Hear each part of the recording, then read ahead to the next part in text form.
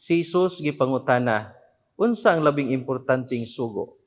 Ug si Jesus mitubag pinaagi sa pag-ingon.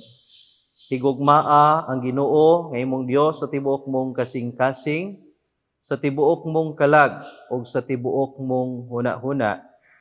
Ug higugmaa ang imong isig katawo ingon sa imong kaugalingon.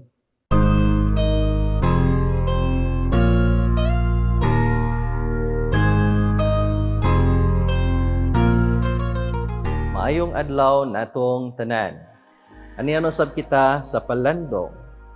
Pamalandong sa pulong sa Dios diha sa ebanghelyo matag adlaw. Adlaw karon nga Biyernes. Ako si Reverend Father Richard Rama, Parish Priest sa San Antonio Abad Parish sa Putat, Tuburan, Cebu.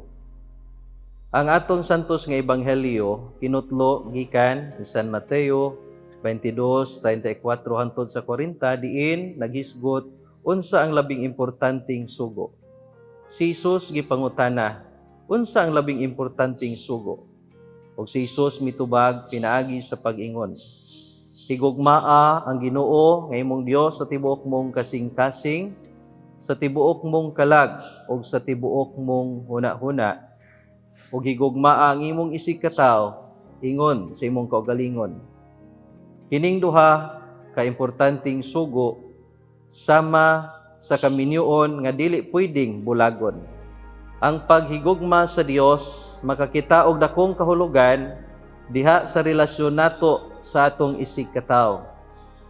Nindot kayo natong tan-aw nining duha ka importanteng sugo.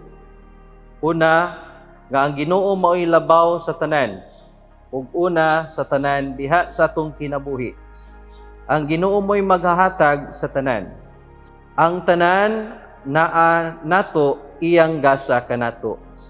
We should put God first in our lives, and put God first in our lives means setting aside the best part of our day for prayers to Him and seeking to live well at every moment of our lives out of love for Him.